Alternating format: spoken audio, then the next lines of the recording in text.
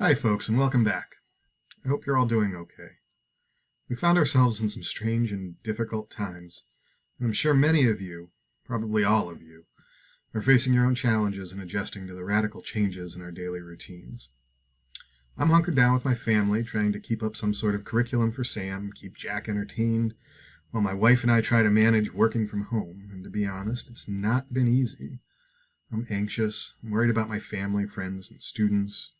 I'm frightened for what our future holds, and to be perfectly honest, I've had moments in which I thought maybe continuing on with the semester is not, in fact, the thing to do.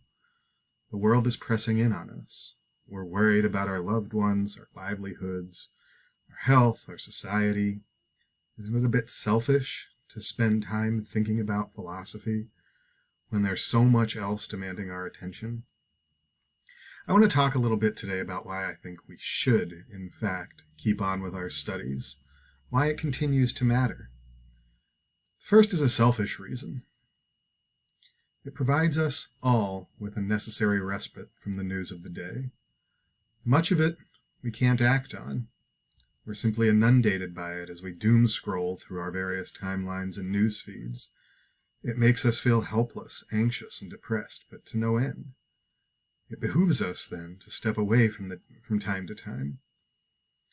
Though we should bear witness to what is happening in our world, we also must take care of ourselves, and cultural and intellectual pursuits can provide a needed distraction. It will be good to find some small bit of normalcy. There are deeper and less self-centered reasons to press on with our studies, though. In 1939, on the eve of Great Britain's entrance into World War II, C.S. Lewis, a philosopher and theologian, preached a sermon at the Church of St. Mary the Virgin at Oxford University. It was called Learning in Wartime. In that sermon, Lewis reminds us that it is, quote, important to try to see the present calamity in a true perspective. The war creates no absolutely new situation. It simply aggravates the permanent human situation so that we can no longer ignore it. Human life has always been lived on the edge of a precipice. Human culture has always had to exist under the shadow of something infinitely more important than itself. If men had postponed the search for knowledge and beauty until they were secure in the search, would never have begun. We are mistaken when we compare war with normal life. Life has never been normal. Plausible reasons have never been lacking for putting off all merely cultural activities until some imminent danger has been averted or some crying injustice put right. But humanity long ago chose to neglect those plausible reasons. They wanted knowledge and beauty now, and would not wait for the suitable moment that never comes. End quote.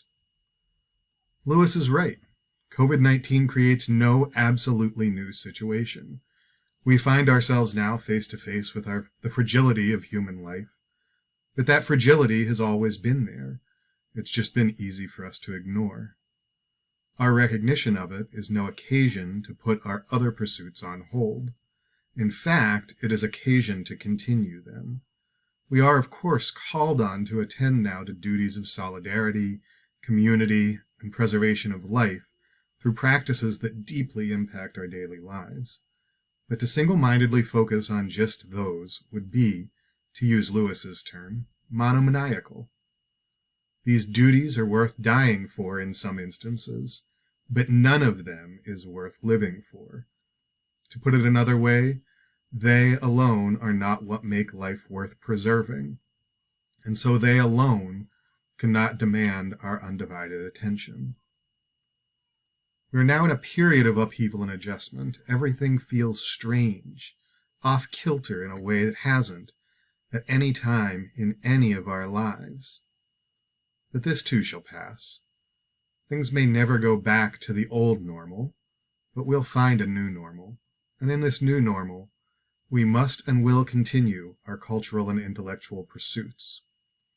As Lewis goes on, quote, before I went to the last war, I certainly expected that my life in the trenches would, in some mysterious sense, be all war.